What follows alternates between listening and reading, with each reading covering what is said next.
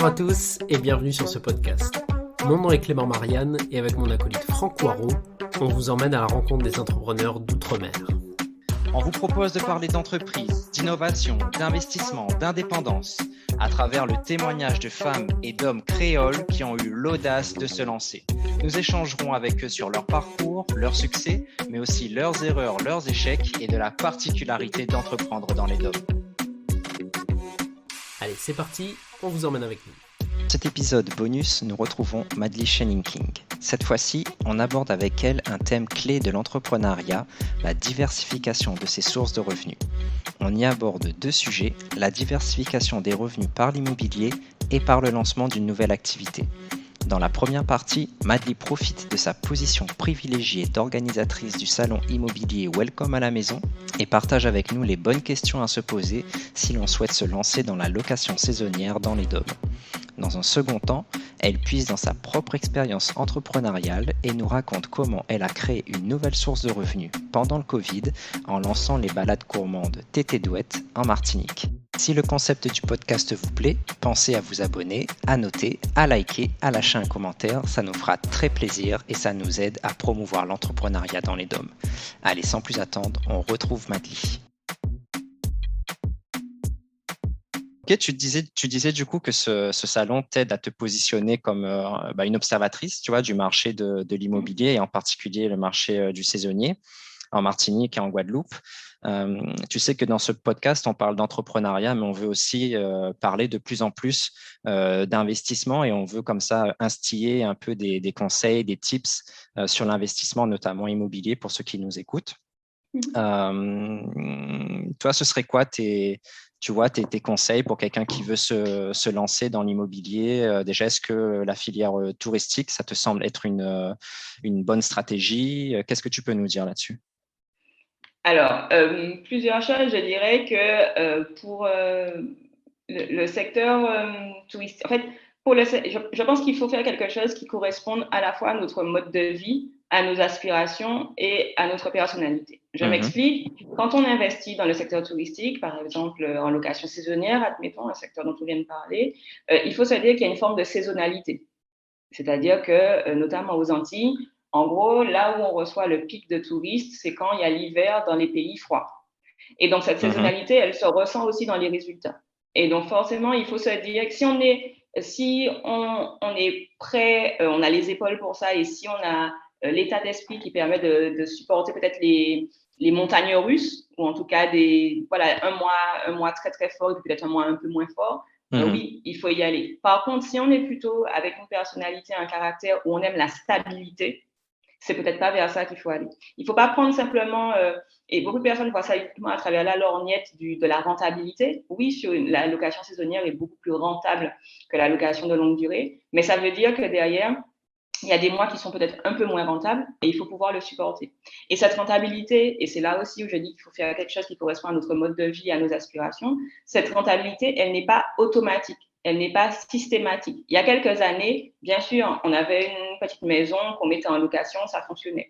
Aujourd'hui, le loueur, je dis ça de plus en plus, il a besoin de faire des efforts pour convaincre cette clientèle parce qu'il y a de plus en plus de concurrence. Donc, il faudra investir dans des photos qualitatives, il faudra veiller peut-être à faire évoluer ses prix sur les plateformes, il faudra rédiger des annonces sympas, peut-être qu'il faudra son propre site, le cas échéant. Et donc ça, ce sont des efforts et se poser la question, est-ce que je suis prêt à faire ces efforts-là ou est-ce que je suis prête à me faire accompagner pour faire ces efforts-là? Parce que ça ne tiendra. Si on ne compte que sur le bon vouloir des plateformes principales, je ne suis pas sûre qu'on arrive à rentrer dans ces frais, ou en tout cas à maximiser les revenus.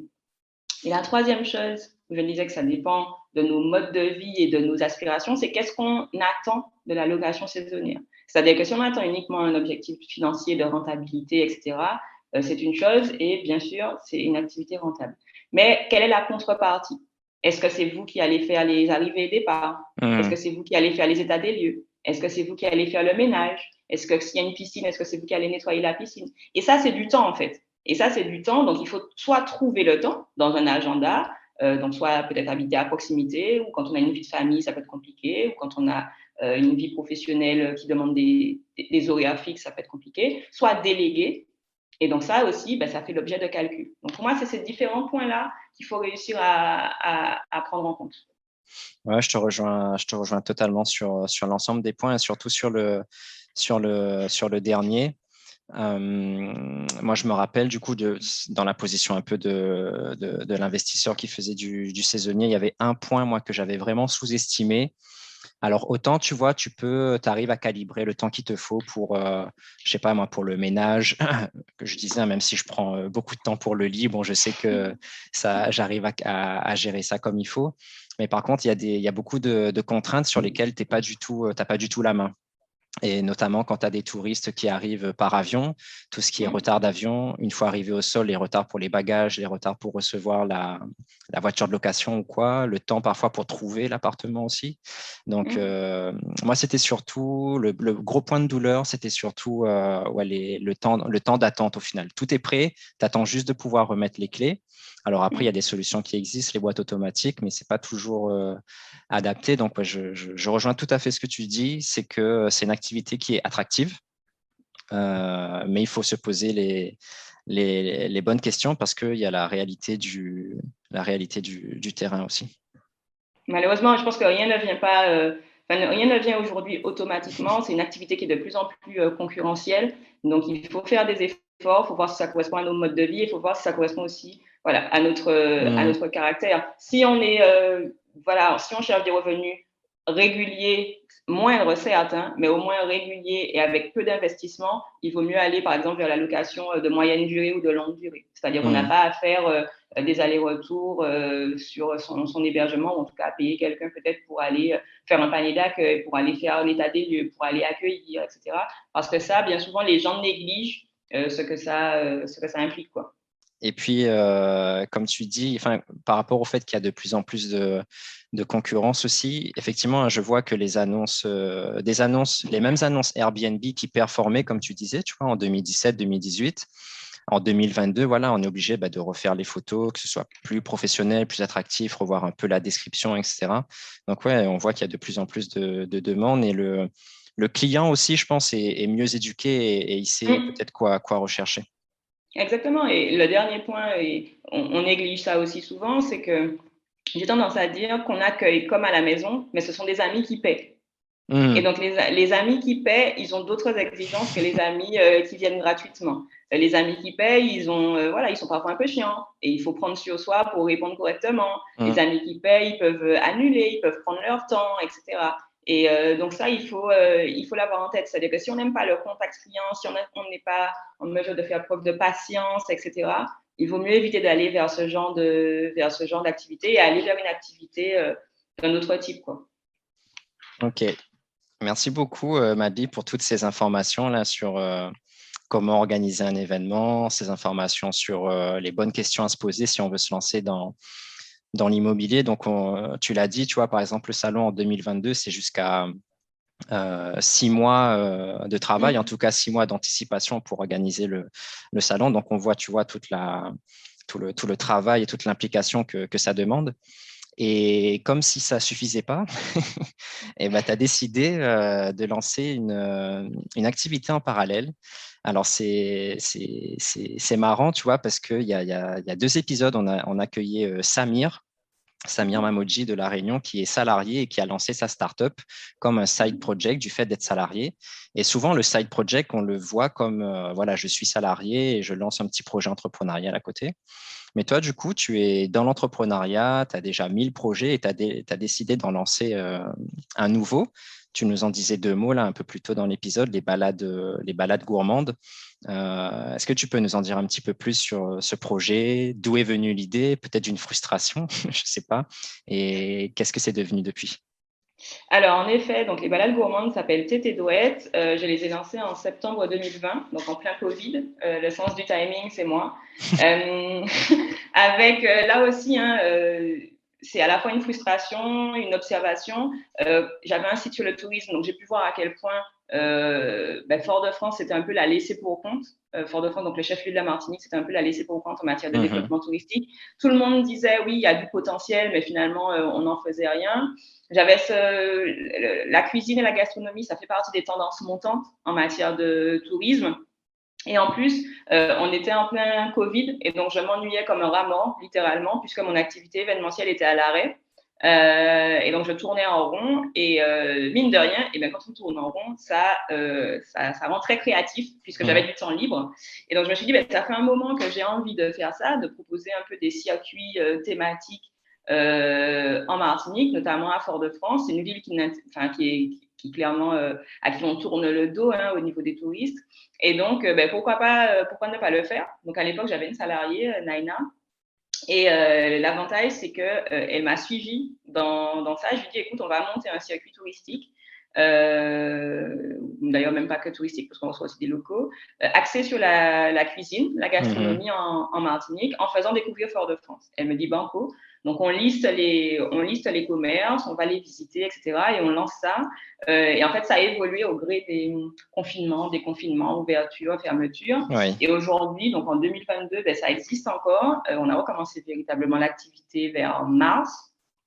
C'est une activité, ça reste c'est accessoire par rapport à l'organisation d'un événement. Mais l'avantage d'une activité comme celle-ci, c'est que ça te génère des revenus qui sont assez réguliers, finalement. Donc, c'est toujours intéressant. Aujourd'hui, j'ai une guide qui travaille à la vacation. Donc, moi, j'ai pas non plus, pendant très longtemps, c'est moi qui allais sur le terrain, finalement, pour faire les visites. Et c'était pas une contrainte, c'était à la fois une contrainte, mais c'était aussi volontaire de ma part. Je voulais bien cadrer la chose, comprendre comment ça se passait. Aujourd'hui, j'ai une guide, donc j'ai plus nécessairement besoin d'aller faire les tours. Les réservations se passent en ligne. Donc, c'est une activité qui est finalement assez autonome, entre guillemets, mais qui fonctionne quand même. On a 2 circuits. Donc, un circuit qui s'appelle Saveurs d'hier et d'aujourd'hui, qui est centré sur la cuisine martiniquaise et son évolution. Et un circuit qui s'appelle Melting Pot, et qui est basé sur tous les apports finalement des communautés qui sont arrivées en Martinique, notamment après l'abolition de l'esclavage. Et puis là, on a lancé un circuit de Noël uniquement en décembre. Et en fait, la particularité, c'est que on mange et en même temps, on se nourrit un peu intellectuellement, puisqu'on en apprend un peu plus sur la Martinique, sur Fort-de-France, sur la cuisine, etc. On voit que c'est une activité qui est née dans un moment particulier. Et donc après, vous avez dû jongler avec les fermetures, les ouvertures, les possibilités, les impossibilités. Avec ce recul là sur les 2 dernières années, je sais pas, peut-être quelques chiffres sur le nombre de visites effectuées, sur peut-être le nombre de personnes par visite, tu vois. Bien sûr. Donc, on peut aller jusqu'à maximum 16 personnes par visite et ça dure 3 heures. Et c'est volontaire, en fait, parce que les commerces à Fort-de-France sont souvent petits. Et nous aussi, dans les valeurs que je souhaite illustrer à travers ces visites-là, il y a cette idée de proximité. Proximité avec les commerçants qui racontent leur histoire, mais aussi proximité avec les clients. Moi, je n'aurai jamais de circuit avec 40, 50 personnes parce que ce n'est pas mon choix, c'est pas ma vision, en tout cas, du tourisme, et quand je voyage, j'aime pas ça. Donc voilà. Sur l'année 2022, donc on a relancé en mars. Donc on a fait de mars à août. En septembre, c'était une pause, et là, on a recommencé en octobre. Donc on a reçu un peu plus de 300 personnes, 350 personnes à peu près, et en décembre, j'en sais rien.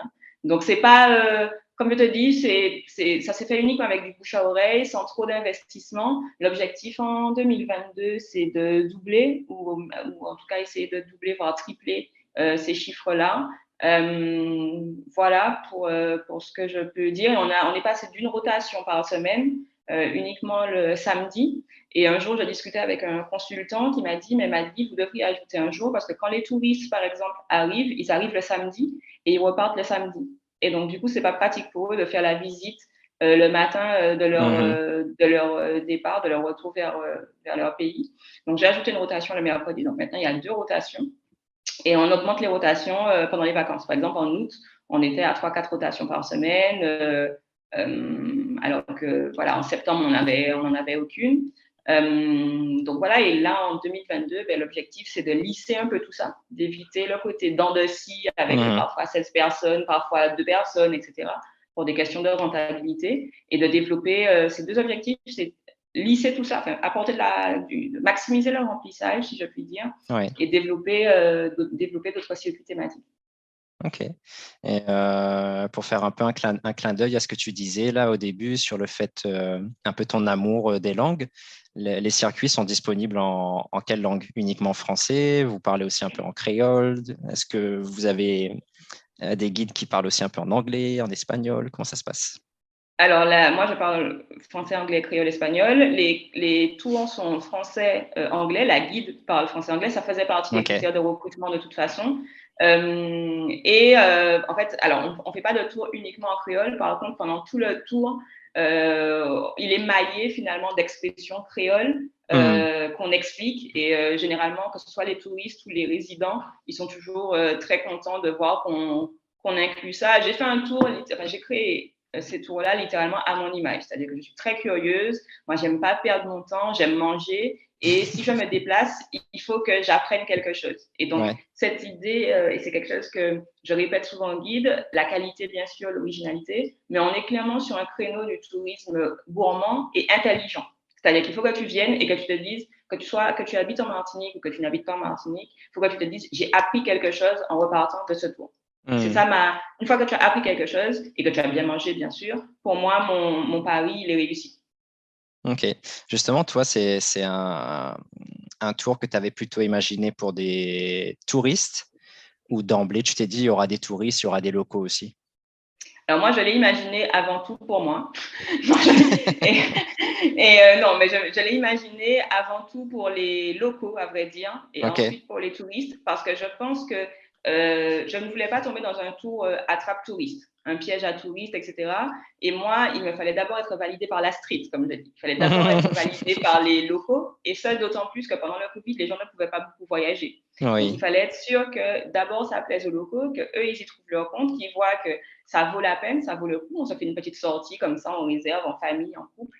Et ensuite les touristes, parce que pour moi, c'est gage à la fois de qualité et d'authenticité, en fait. Je vois tout à fait. C'est une bonne approche. Et donc, c'est une activité finalement que tu avais lancée. Tu as une idée qui t'est venue pendant le confinement. Là, tu vois que ça fonctionne plutôt bien. Tu nous disais que tu prévois de doubler, voire de tripler l'activité en 2022. Donc, finalement, ce side project va devenir un projet de plus en plus prenant et à part entière, c'est ça? Oui, l'idée, c'est que, voilà, j'allais dire, pour reprendre l'expression des start-upers, la proof of concept. Ça y est, on a accueilli plus de 300 personnes. Donc, pour moi, ça veut dire qu'on a Ah oui. trouvé le produit. Voilà, le produit fonctionne. Donc, maintenant, il y a matière à générer de la croissance. En réalité, c'est ce qu'il faut chercher. Donc, peut-être que jusqu'à présent, j'ai fait tout ça sous une seule bannière. Donc, les événements et les balades au monde sous la bannière d'une seule entreprise. Mhm. Mais peut-être que je vais créer une structure dédiée.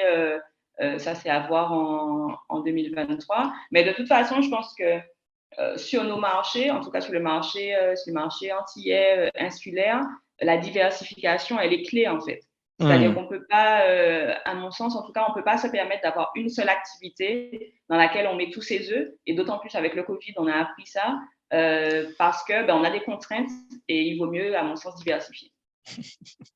Tu sais, pour chaque épisode, on prend une citation et on l'extrait et on en fait un visuel.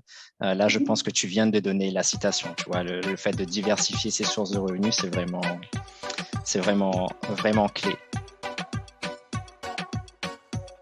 C'était le podcast des entrepreneurs d'outre-mer. Et on espère sincèrement que ça vous a plu et inspiré.